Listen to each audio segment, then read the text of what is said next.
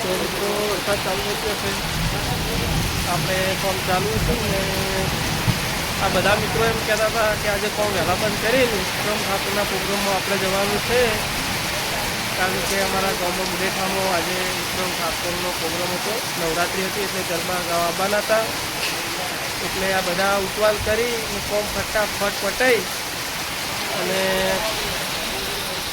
છેડ્યા હતા, પણ programme success થાય એવું લાગતું નહીં. જો વરસાદ જોરદાર આવી રહ્યો છે,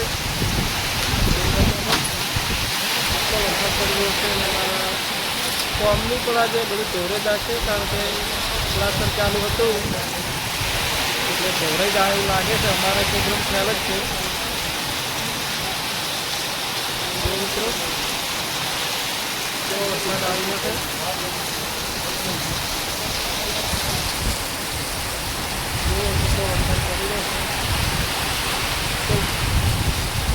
ચોમાસામાં મોસમ હોય એટલે આવું થવાનું છે. કેટલા બધો વરસાદ પડે છે એટલે હાથનું નહોતું અમારા મુડેઠામાં જ બંધ રહેવું લાગે છે. જો બાઇકની સેફ્ટી થવા માંડી છે એટલો વરસાદ આવવા માંડ્યો છે. આથી તો બાઇક પલળી જાય તો ઉપડી ના.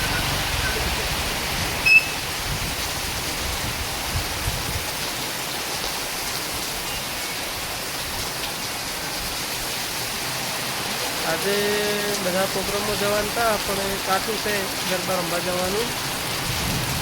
મારા વહેલુભાઈનું મૂડ સાવખે મરી ગયું છે, કારણ કે ગરબા રમવા જવાનું હતું, વિક્રમ ઠાકોરના આવવાના હતા.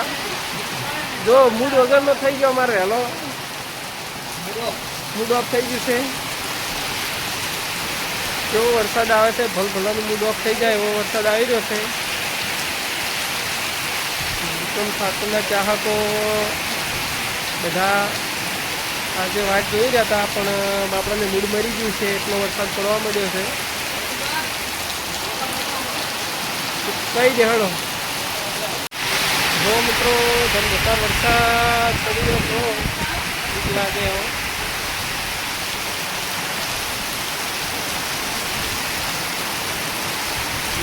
સાતનું નોરતું બગાડ્યું વરસાદે. આજે આપણે હાથમાં નોરતે વિક્રમ ઠાકોર આવવાનું, તો આ બધા વાટ જોઈને ઊભા હતા, ફટાફટ કોમેથી ઘેર હેડવાનું કહેતા હતા. અમારે વહેલુભાઈની માસી બોલી અને મેં આવવા માંડ્યો છે, એટલે આજનો પ્રોગ્રામ કાઠો હોય એવું લાગે છે, કારણ કે આજ તો જો મેં આવવા માંડ્યો છે. અમારે વહેલુભાઈ માસી બોલી કે મેં આવ્યો.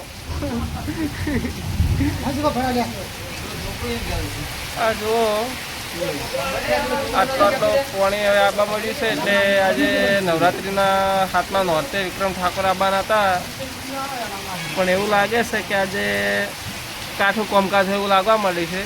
એવું વહેલુભાઈની માસી બોલે મેરી જાન.